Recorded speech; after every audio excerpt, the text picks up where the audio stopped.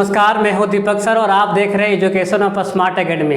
पिछले video lecture में हम आपको बताए थे कि सिंपल प्रेजेंट टेंस का अफर्मेटिव सेंटेंस, और आज के इस वीडियो में हम आपको बताने जा रहे हैं कि नेगेटिव सेंटेंस क्या होता है और सिंपल प्रेजेंट टेंस का नेगेटिव सेंटेंस को हम लोग कैसे बनाने का काम करते हैं। ध्यान दीजिए। देखिए, सबसे पहले हम आपको बता दें कि इंग्लिश ग्रामर में जो नेगेटिव वर्ड्स होता है वो 8 प्रकार का होता है, जैसे नेवर, नोबडी, नर, नन, इस तरह का जो होता है वो 8 प्रकार का होता है। याद रखिए। अब जानने का एक सरल तरीका है कि जिस हिंदी वाक्य के मुख्य क्रिया के अंत में ता है, ती है, ते है आदि लगा हुआ रहता है, तो वैसे वाक्यों का हम लोग अनुवाद सिंपल प्रेजेंट टेंस के रूप में करते हैं। ठीक है, वो अफर्मेटिव था। आज हम लोग इस वीडियो में नेगेटिव सीखेंगे। नेगेटिव सेंटेंस का फॉर्मूला जो होता है, सिंपल प्रेजेंट टेंस का नेगेटिव सेंटेंस क्या होता है। देखिए, नेगेटिव सेंटेंस उसे कहते हैं जिस सेंटेंस में हमेशा नहीं का प्रयोग किया जाता है। यानी कि कोई भी सेंटेंस, जैसे हम लोग बोलेंगे कि आप खाना खाएंगे, तो आप बोलेंगे नहीं सर हम खाना नहीं खाएंगे। हम बोलेंगे क्या आप बाजार जाएंगे, तो आप तुरंत बोलेंगे कि सर हम बाजार नहीं जाएंगे। तो जो दोनों बार आप लोग सेंटेंस को बोल रहे हैं कि हम बाजार नहीं जाएंगे,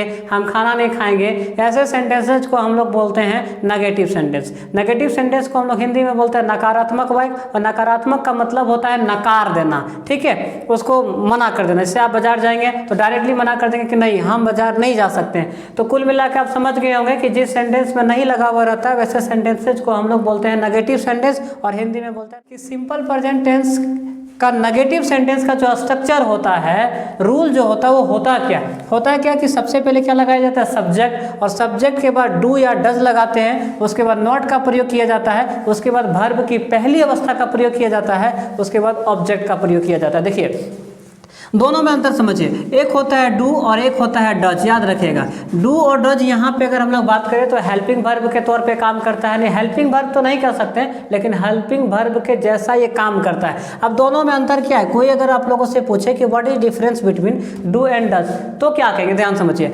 डू जो होता है वो V1 माना जाता है, और डज जो होता है वो V5 माना जाता है। तो कभी भी आप लोग का मिसयूजिंग नहीं करना, ध्यान समझिए। हम आपको आपके जानकारी के लिए बता दें कि ही, सी, इट या कोई भी सिंगुलर सब्जेक्ट होगा, जैसे किसी का नाम हो सकता है, ठीक है, किसी भी चीज़ का नाम हो सकता है, it means he, she, it, और किसी भी चीज़ का अगर सिंगल नाम हो, एक नाम हो, तो उसके साथ हम लोग डज का प्रयोग करते हैं। और वहीं अगर हम लोग बात करें आई, वी, यू, दे, या दो से अधिक नाम हो या अधिक सब्जेक्ट हो, तो उसमें हम लोग क्या चीज़ का प्रयोग करते हैं। अब हमारे पास कुछ एग्जाम्पल से उस एग्जाम्पल को हम लोग देखेंगे ताकि आपको डिटेल में समझ में आ जाएगा। चलिए देखते हैं।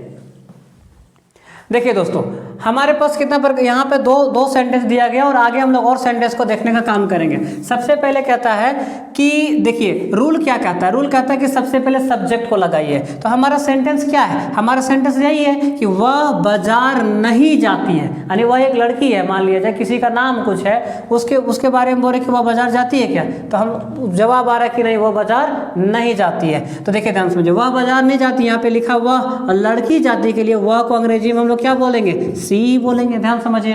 तो सी ये हमारा सब्जेक्ट हो गया, और सब्जेक्ट आपको बता देगा, सब्जेक्ट इस बात की जानकारी देती है कि या तो डू का प्रयोग होगा या तो डज का प्रयोग होगा। तो कुछ क्षण पहले हम अभी आपको बताए थे कि अगर आपका सब्जेक्ट में ही रहेगा या सी रहेगा या ईट रहेगा या सिंगुलर नाम रहेगा, तो इसके साथ हम लोग डज का प्रयोग करेंगे। क्या चीज़ का प्रयोग करेंगे, डज का प्रयोग करेंगे। तो सी है, तो सी के साथ हमें क्या चीज़ का प्रयोग करना है, डज का प्रयोग करना है। तो हम यहाँ पे क्या चीज़ का प्रयोग करेंगे, डज का प्रयोग करेंगे। तो सब्जेक्ट हमारा हो गया। अब बोलता है डू या डज, दोनों में से एक चीज़ लगाइए अकॉर्डिंग टू योर सब्जेक्ट। तो सब्जेक्ट के अकॉर्डिंग क्या लगा दिए, डज लगा दिए।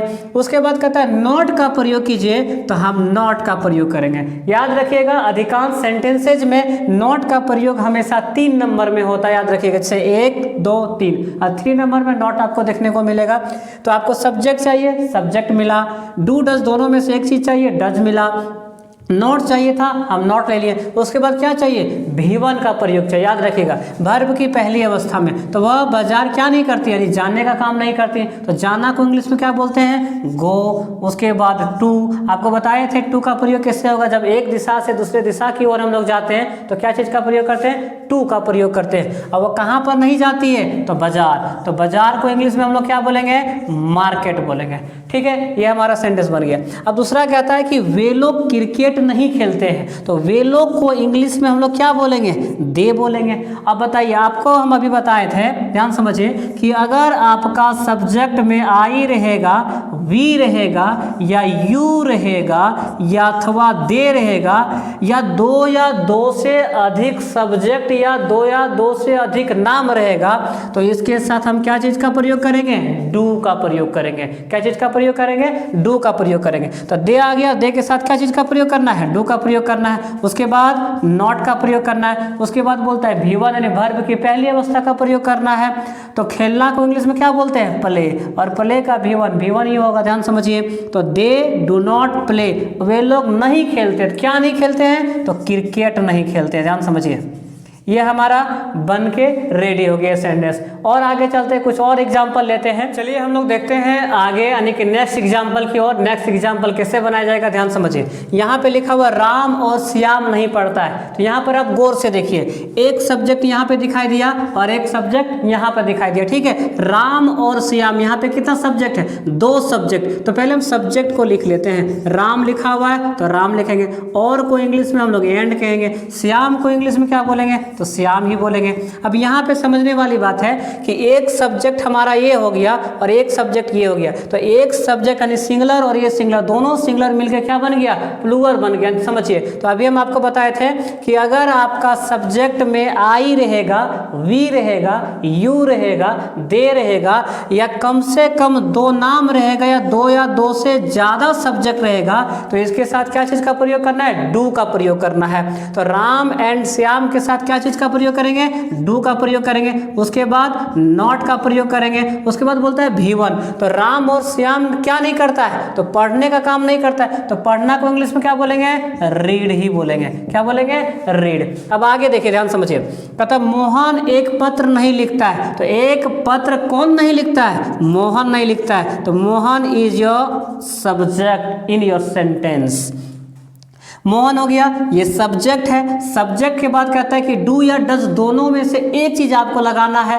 तो डू का प्रयोग कहाँ पे करेंगे और डज का प्रयोग कहाँ करेंगे, आपको पहले बता दिए, लेकिन फिर से हम आपको बता दें कि जब कभी भी आपको किसी एक नाम के बारे में बात करना हो, यानी कि आपका सेंटेंस में अगर एक सब्जेक्ट दिया हुआ किसी नाम का, किसी भी चीज का नाम अगर एक सब्जेक्ट में दिया हो, तो उसके साथ डज का प्रयोग करते हैं। क्या चीज का प्रयोग करते हैं, डज का। तो मोहन एक नाम है, एक लड़का का नाम, एक आदमी का नाम है, इसीलिए इसके साथ क्या चीज का प्रयोग करेंगे, डज का प्रयोग करेंगे। उसके बाद कहता है नॉट लगाइए, तो नॉट लगाएंगे। उसके बाद कहता है V1 का प्रयोग कीजिए। तो याद रखिएगा, जिसके अंत में ता तीते आएगा वही वर्ब माना जाता है, याद रखिएगा। तो लिखता, लिखता क्या चीज से बना है, लिखना से बना है, और लिखना को इंग्लिश में क्या बोलते हैं, राइट बोलते हैं। क्या बोलते हैं, राइट। तो मोहन नहीं लिखता है, तो मोहन क्या नहीं लिखता है, एक पत्र। तो एक को इंग्लिश में लिखेंगे ये, और पत्र को इंग्लिश में लिखेंगे लेटर। क्या लिखेंगे, लेटर। तो हमारा सेंटेंस बन गया, राम और श्याम नहीं पढ़ता है, तो Ram and Shyam do not read. Mohan एक पत्र नहीं लिखता है, Mohan does not write your letter. I hope आपको ये वीडियो पसंद आया होगा।